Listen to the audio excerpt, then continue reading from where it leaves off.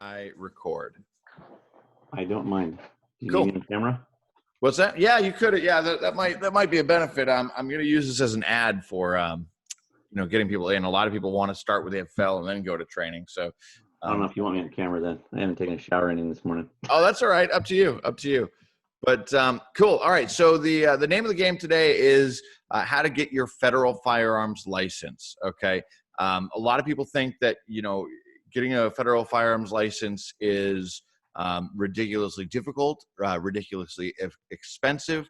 A lot of people think that if you get your federal firearms license, that the ATF is going to randomly raid your business in the middle of the night.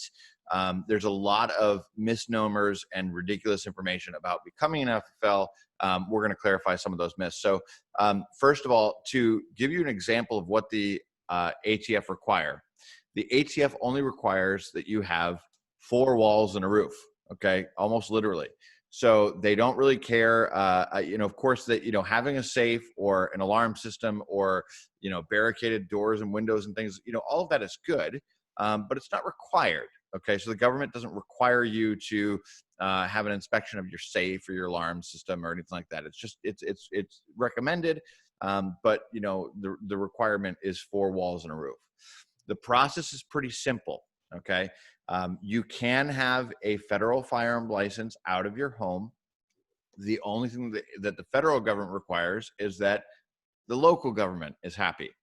What that means is you've got to go and you've got to apply to the the local ordinance that you have, whether that's your city or your county. You've got to have your business license from them for wherever it is you're going to be. If you're going to have that in a retail store, you've got to have your business license there. If you're going to have it in your home, you've got to have your business license there.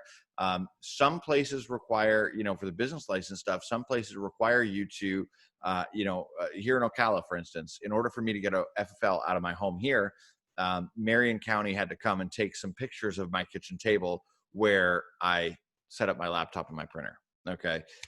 Once they do that, I get a sign off on them. The sign off goes straight with my application and a $200 fee to the ATF. And that was the whole process. After you go and apply for your FFL, they're going to send somebody to your facility, whether it's your house or your business. And that person is going to sit with you for 2 hours. They call it an interview, but it's really not. It's just them showing you how to do the paperwork, asking questions about the business that are standard. Is there a safe? Is there an alarm system? What are your hours of operation? How many employees do you expect to have? How many guns do you expect to be buying and selling? Are you just doing this for your personal collection because you can't be an FFL if you're personal? And then they, sign off and you get your application. The whole process takes about 2 months, but it is super easy to do and super convenient because now you can buy and sell guns and conduct the background checks to people that you don't know. So what are your questions so far? I don't think I have any so far. Yeah, I mean it's a pretty standard standard process. Here is what the ATF has on their site for becoming an FFL. I'll just pull it up real quick. How to become a federal firearms licensee in 10 easy steps. 1, you make the decision. 2, you request the required forms from the ATF, which is just their application, ATF Form 7, and send $200 to apply. The application is sent to a local field office. The licensing center records the application information. They check a background check. They send the license to a local area. Then the operations investigator conducts an interview with you. They prepare their report. The supervisor signs off, and they send your FFL. So the whole process takes about 60 days. So again, oftentimes the most difficult part is just getting your authorization from your local government, because sometimes they can be a pain in the butt. What you want to do when you talk to your local government is you want to say these words: I am doing a home-based, if you're doing it from your home, a home-based internet business. Okay. That's it. Don't talk about guns. Don't talk about anything, because we don't want politics to get involved in this. Every local ordinance has the ability to do a home-based internet business. And usually as part of their interview process, do they ask you if it's guns or anything along those lines? No, they don't ever ask you if it's guns, because there's millions of businesses that get started. Guns are like one fraction of a percentage of the applications they process. So they don't ever really think about that. But if they ask, what are you buying and selling? I would just explain, it's not required for you to know that. You have to think about what governments are there to do.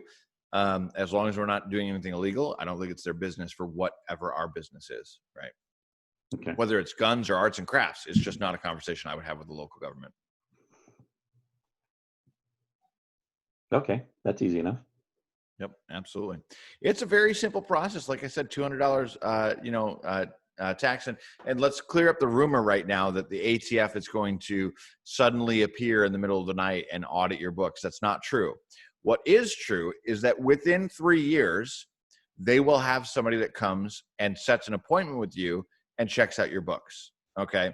What that means is they're looking at the background checks, making sure that all the paperwork is up to date. They're looking at your acquisition and disposition book, making sure that the paperwork's in order. But that's it. Okay. So it's not like they're coming in the middle of the night, knocking on your doors. They're only allowed to come when you're open according to your registration with your federal firearms license, and they will call before they come. Okay. How much paperwork is usually involved in as far as purchasing and selling and as far as record keeping? Yeah. So let me grab that.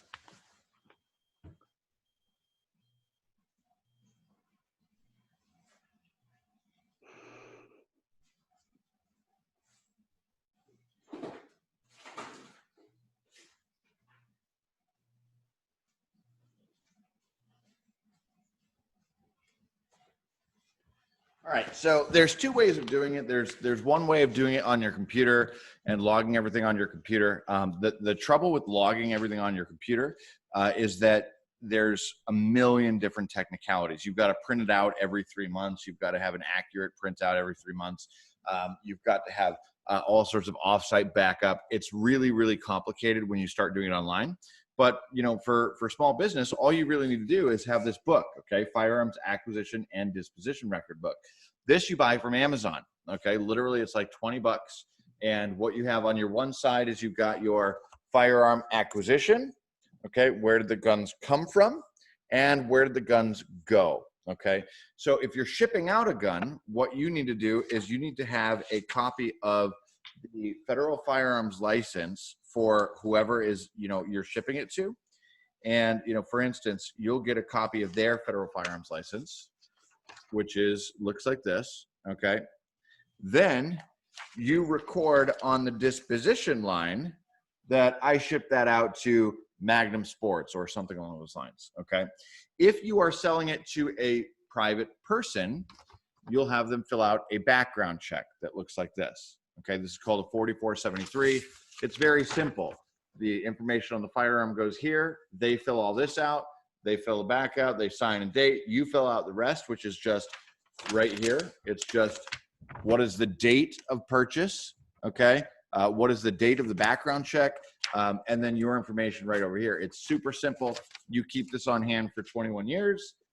If you ever go out of business, you surrender your records. But once you've done the background check and they've got an approval, you put their information over here. You just put in their full name, their driver's license number, their address, and you're done.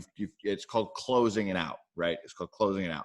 Mm-hmm. So you can see that your inventory that's not closed out, they've got these blank spaces right here. These are the guns that I still have, right?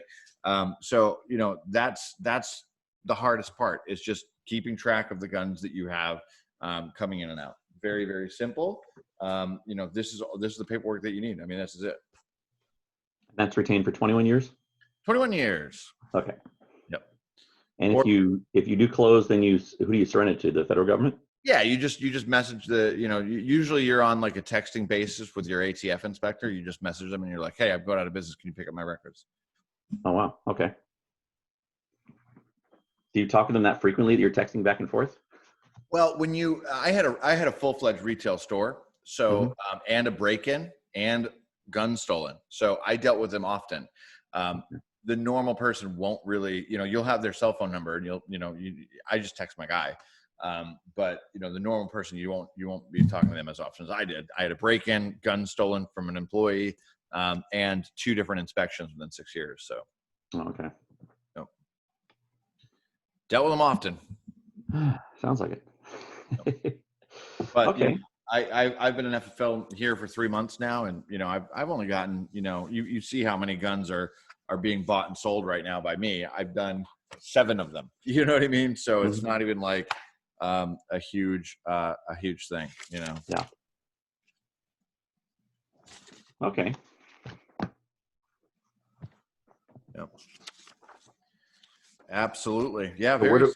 And where do I need to go online to start the process? Yeah. So what I would do is I would just, I'm just going to go to Google right now, and what county are you in? Nassau. Nassau. Yes. What city? Actually, I'm in the county. I'm not in a city. Oh, you're in the limits. okay. Nassau County, Florida. Home-based business. All right, so that's the first place. Occupational licenses, whatever. Call the county, and here's a guide. Call the county and just say, hey, what is it that I have to do to have a home-based business out of my home? Just an internet business, blah, blah, blah. Once you have that, then you go to the ATF and you print out this form, fill this whole thing out, and that's it. I mean, the hardest part on this is, what are your hours? For my FFL here, I just put Saturday and Sunday from 9 to 5.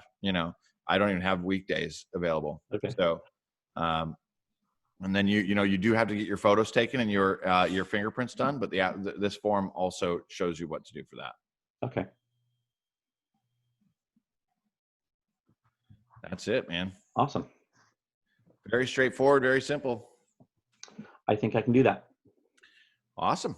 Well, listen, I'm in your court. So, if you want to, let me know once you've got your business stuff. The only hold that you can apply without your business stuff from your local government, but the ATF will require you to have that before they come and inspect you. So you may as well just have it ready. Okay. Yeah, because you don't know how quickly they're going to be available to do it. So yeah, and it'll hold the process up, right? So yeah. Okay. All right, I'll get on that today.